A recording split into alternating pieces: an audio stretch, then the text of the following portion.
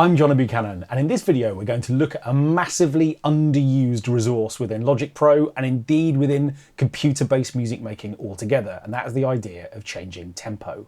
It's really interesting that within our mixes we're really happy to add volume automation. We're really happy to add tone change so that our sounds get brighter and duller. We're good at adding stereo enhancers to make sure that the stereo width of our mixes is kind of as wide and dynamic and moving as possible, and yet most of the time we stick to one tempo. Now this is a really interesting development that has of course come out of working with computers for music making. But if you're making the sort of music that would normally be played by real people, orchestras or bands, changes to tempo can be a massively important thing in terms of making your pieces sort of sound non-mechanical. At the moment, a sort of slightly mechanical problem is going on within this piece that I've written for this little sort of string orchestra.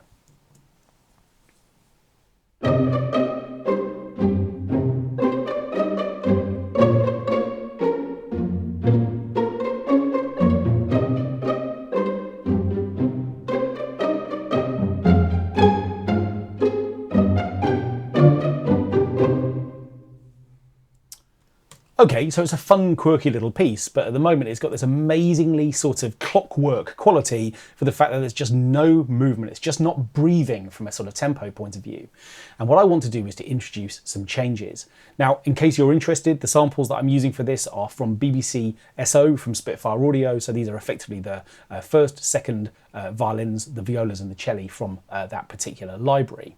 Okay, now what we're going to do is we're going to open up Logic's global controls. And I'm doing that simply by clicking this button here, and this opens up a whole bunch of what we call global tracks.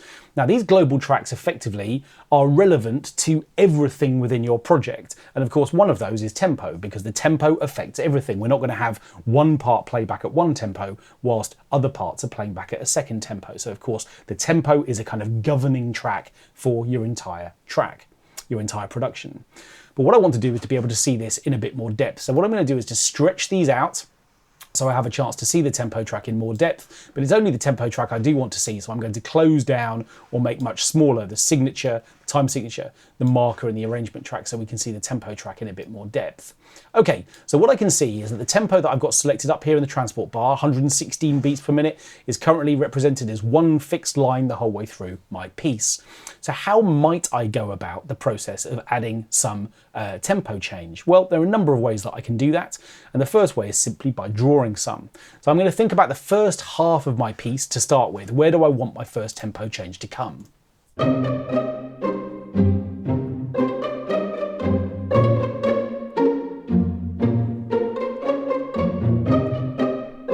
Well, actually, I want it to happen through bar 5. I want it to just fall back a bit before we get back to the main tempo.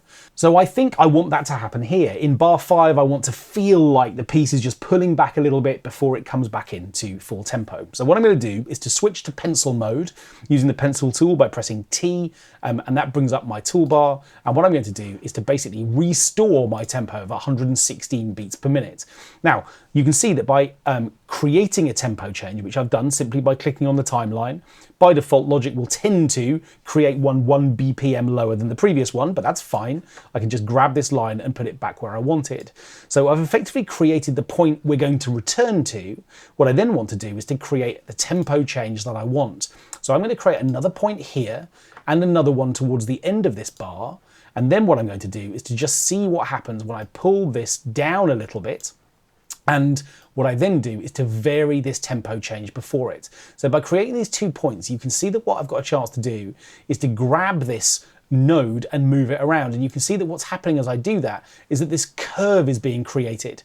And the reason why that's important is because it could be that I kind of want a linear drop away in tempo all the way through here, or it could be that I want to get down to my slower tempo quite quickly, or maybe what I want to do is to stay close to 116 BPM for longer before dropping away towards the end of the bar. One way or another, I can experiment with all of those choices as I listen back. So let's listen to these couple of bars to see what a tempo change sounds like.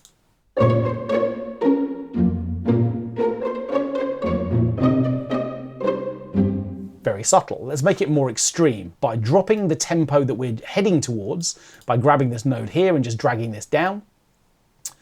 and I'm going to just bring that down to here. And in fact, actually, I do want to experiment with how quickly we get back to 116 BPM as well. So I'm going to just drag this point a little bit down just to kind of configure the way that that shape might work. And now we're going to hear a more extreme tempo change, and we're not going to immediately return to 116 BPM either. We're going to come back to 108, and then what I'm going to do is to create another change a little later into this bar, so that effectively what we're doing is we're getting back to our sort of host main tempo just a little bit more slowly.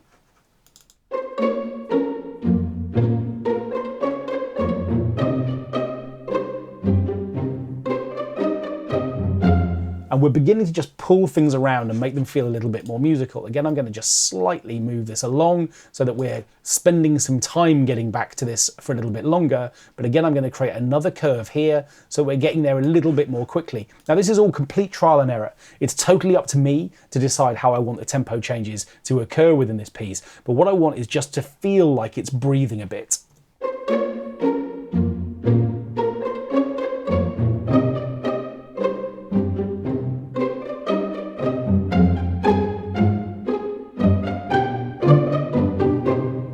Now, I definitely want to feel, again, a sense of the piece pulling back towards the end. And in particular, what I want to do is to create a tempo change here at bar 9, where effectively it's just going to ramp down. Now, we've seen one way of doing that already. I can create nodes and simply just draw the curves that I want to add at this point. But what I'm actually going to do is to use a little sort of machine algorithm for this particular approach, which I'm going to find in the edit menu under tempo and tempo operations. This is this option here. And when I select this, up pops this bar, which basically says, okay, I want to create a tempo curve. And that's exactly what I want to do. Where do I want it to start? Well, I want it to start in bar 9. And where do I want it to finish? Well, I want it to finish at bar 10. So what I'm going to do is to just drag down to create the shape that I want. Okay, where do I want the tempo to start? Well, I want it to start 116 BPM, which is the host tempo of our project. And again, I don't really know, but I'm going to sort of use the knowledge that I've created from this tempo shape here to sort of guess that maybe what I want to do from a tempo point of view is to end at about, I don't know, let's choose 85, just so we really hear this. Now, if I do that and press enter, you can see that straight away, Logic hasn't actually helped me here. It's created a little drop in tempo, but it's not really what I had in mind. Now, why has it done that? Well, it's done that because at the moment, the density control that I've selected here says 1/1, which means it can only create one tempo node per bar. I don't want that. I'm going to Command and Z to undo that process. So what I've done is to create a tempo curve from 116, which is going to drop to 85. What I then want to do is to choose a different density, which is going to show me or break up the tempo far more regularly than just once per bar. And effectively what I'm doing here is by choosing a quantized value kind of approach, I can now see that what's going to happen is that the tempo is going to be stepped. It's going to return down in individual steps to manage that tempo change. Now you can see from this little graphic that's showing here, there are a couple of other things. At the moment, this shape is completely linear. Do I want that? Well, I've got a chance to change it by bending the kind of curve. And you can see that I've got a curve type here allowing me to create the kind of shape that I want. Again, a bit like the curve that we drew manually. Do I want the tempo to stay closer to the host tempo for longer? In which case I want a negative curve, which is going to drop away more towards the end. Or do I want one which is effectively getting down to my slower tempo a little bit more quickly? So again, I've got a chance to just literally drag these numbers around to create the shape that I think I like. And then lastly, a really important little checkbox. Do I want to continue with the new tempo, which remember is going to be 85 beats per minute, or do I want to come back up to 116? Well, if I check this box, I'm going to stay at 85. And if I don't check it, it will create a new tempo node to come back to 116. Now, it turns out that bar 10 is my last note, so it doesn't really matter. But if I had another section to my piece that came after it, obviously that checkbox would be really important. I'm actually going to continue with the new tempo. So what I'm going to do is to apply those changes by pressing the apply button. And what we're going to do now is to see that Logic has created these 16 steps of tempo change, including creating a node to stay at the new tempo towards the end. Let's hear how that sounds in the second half of the piece.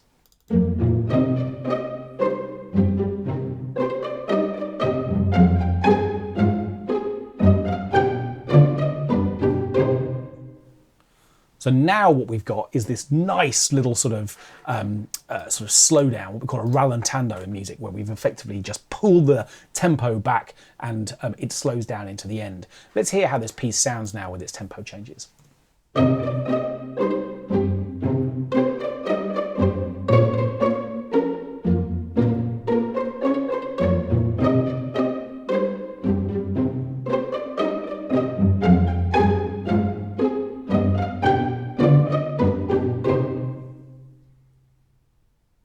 Okay, so suddenly now this piece has got some life and some movement in it. So particularly if you're thinking about or working in the process of working to picture, tempo changes and understanding how logic works with those is really important, because what they give us a chance to do is to bring some life and some breath into the pieces that we work with. Quantize is great. Working to a click track is great. It's an amazing opportunity just to make sure that we keep everything in time. But there are times when that's much less interesting than just letting your music breathe.